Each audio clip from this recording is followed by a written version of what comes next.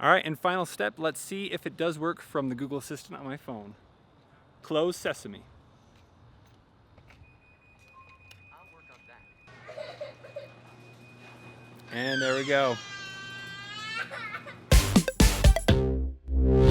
Hey everybody, welcome to Tech with Brett, where I help tech work for you. And today we're going to set up and review the MyQ Smart Garage Hub, as well as the bridge that allows you to connect with your HomeKit device. So starting off, let's talk about the requirements you need to be able to install this hub at your home. And I want to give a shout out to Chamberlain for sending this to me so I can show you guys how it works. All right, let's pause it right there for a minute and talk about a few things. So the goal of my channel is to help tech work for you, meaning that no matter if a product is old, new, or has any issues, that I'm going to do my best to help it so that it works in the way that it should.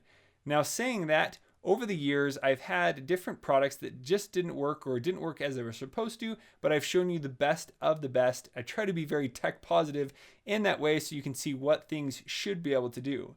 Well, in today's video, this is honestly the first product that I wasn't able to finish certain things until I contacted the company. I contacted Chamberlain, called them up, and I was able to get everything working perfectly. I'm going to leave their number right here. So if you do buy this product and you have any issues, I want to reassure you that it does work, but there were some issues along the way.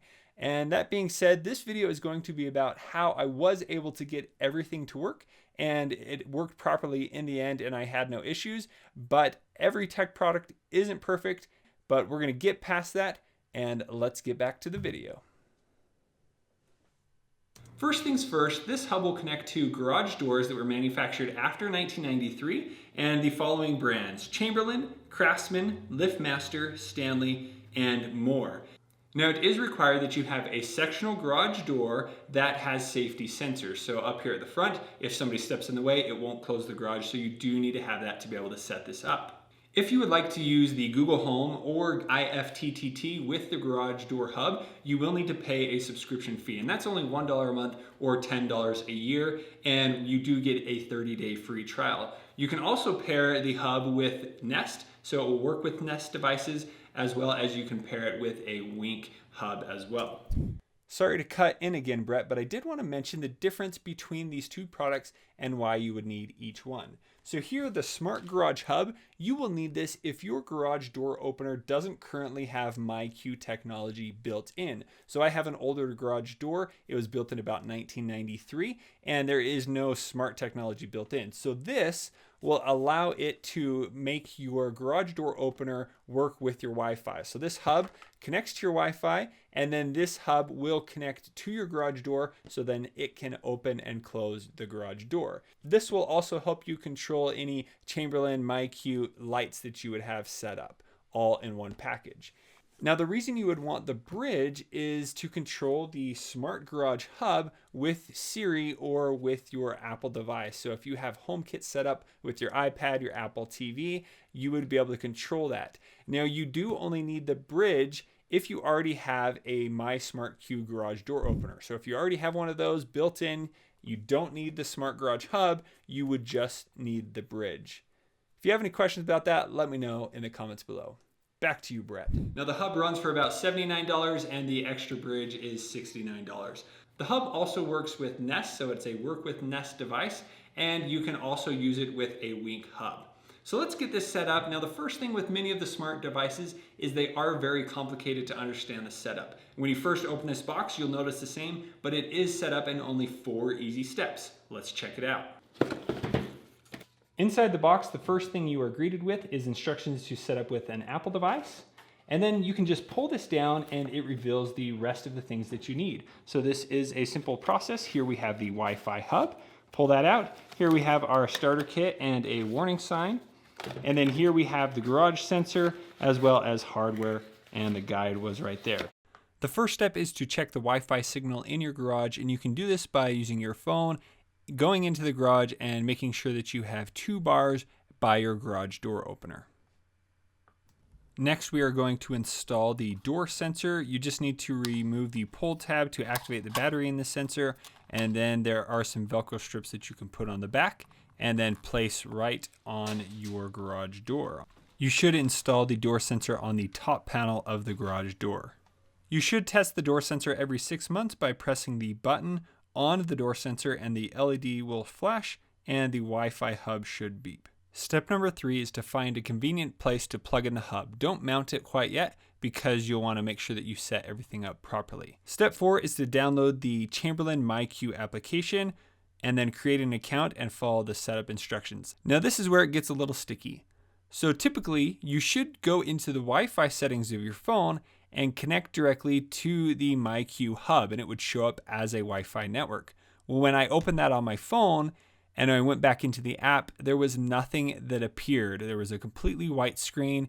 Maybe this was a bug, maybe it's been fixed, but I ended up just having to switch over to my iPad and complete the setup through there. On the iPad, I downloaded the Chamberlain MyQ app, and then I went into the Wi-Fi settings and I selected the MyQ Wi-Fi network that popped up. Once it connected to the hub and the Wi-Fi, I then went to Safari and went to setup.myqdevice.com. And then here it showed me the steps to connect the hub to my Wi-Fi by selecting my proper network and typing in the password for my network. Now that the hub was officially connected to my Wi-Fi network, I went back to my phone and I was able to add a garage door opener. So I did need to select the brand of garage door that I currently have. And then here I have the LiftMaster. And then once I had selected that, I then needed to select what type of opener button I had. So in this case, I have a green button. And here it's giving you a warning to make sure that everything is clear whenever you push the button to activate the garage. And then now I needed to go and push the button on the garage and it does say hold down. So all you need to do is press this button once and that's when the light will begin flashing. It will then attempt to open your garage 1 or 2 times, indicating that it is working. And then once you have done that, you will name your garage door opener. So in this case, I named it garage door. And then once it is done, you can now open and close your garage. And then here on the main devices screen, you have your garage door. And when you press on the garage door, it would open or close the garage. And it will give you an indicator showing how long it has been since the garage door opened or closed. And then once you enable the garage door, it will beep indicating that the garage door is going to close.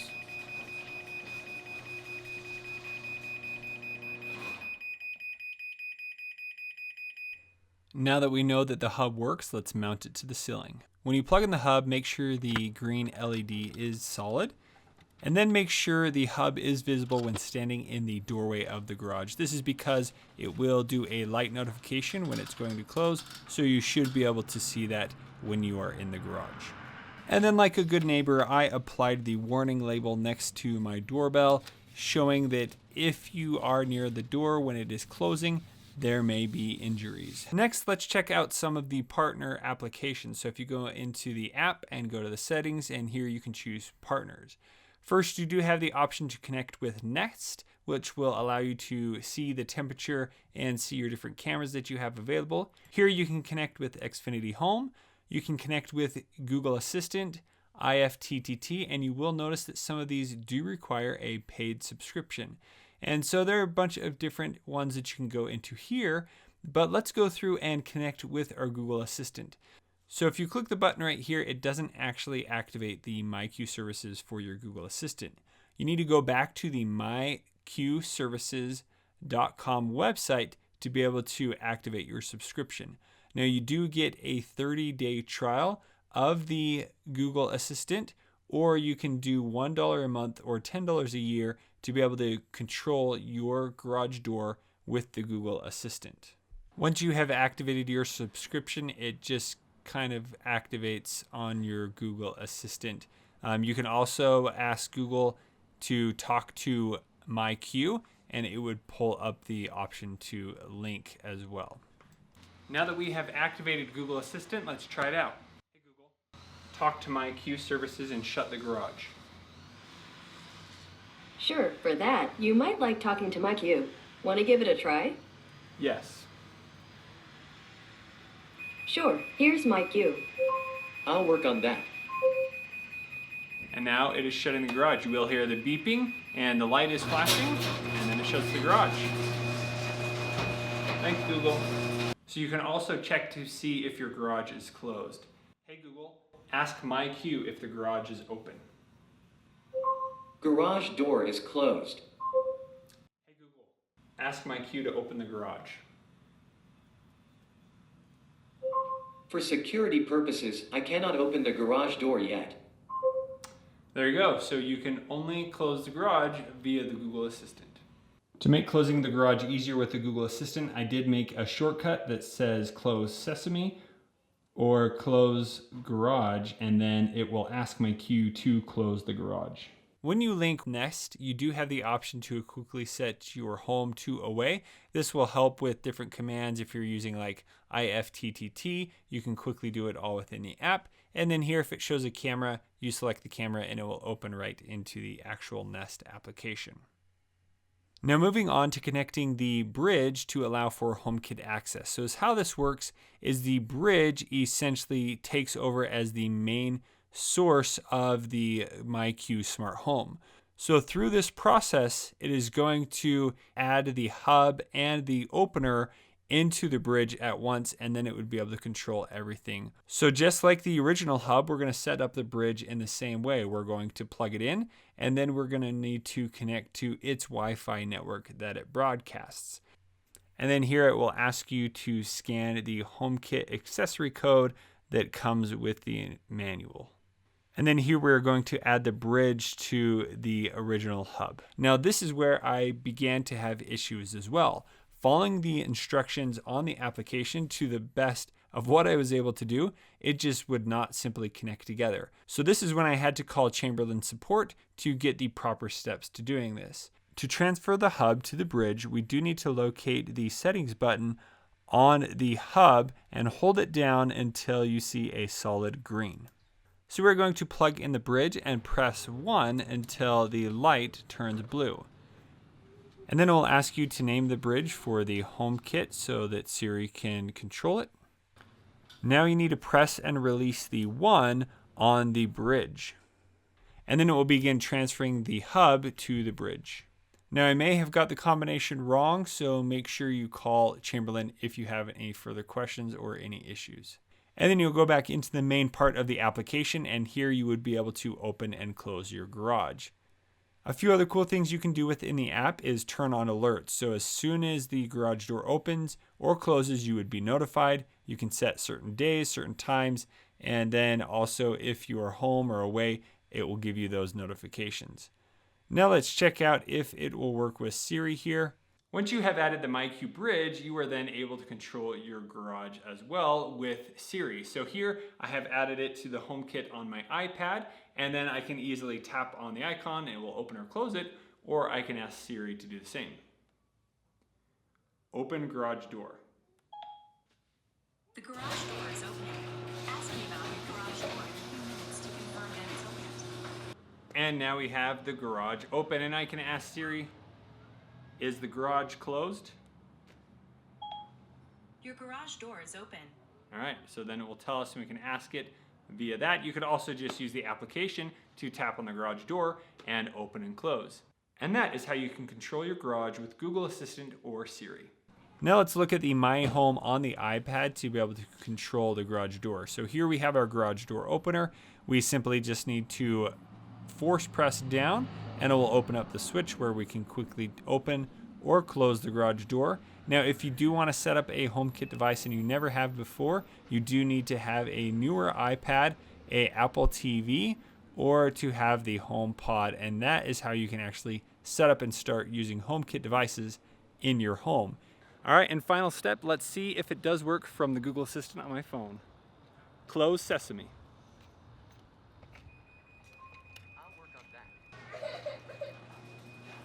And there we go.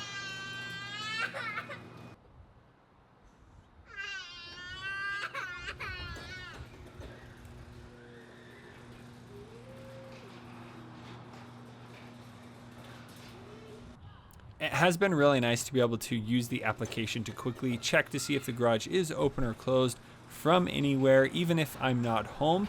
Unlike the garage door panel that we have used for years, where we had to type in a code, the benefit of having the MyQ Smart Garage Hub is you can quickly open and close right from the phone anywhere, so you can see if it is open. Maybe somebody needs to drop by your home that you trust, you want to open it for them, you could do it without actually giving them a code or anything. Even after the issues that I faced when doing this, this has been a super convenient product to have, being able to use it from anywhere. And that just about does it for the MyQ Smart Garage Hub by Chamberlain and the bridge that allows us to connect to HomeKit devices. If you guys have any further questions about these products, let me know in the comments below. And if you would like to see more videos all about smart home technology, click on the playlist over here on the side. If this is your first time here, I would love to have you subscribe. It's completely free, and when you select the bell icon, it will notify you as soon as I post a new video. Thank you guys so much for watching. We'll see you on the next one.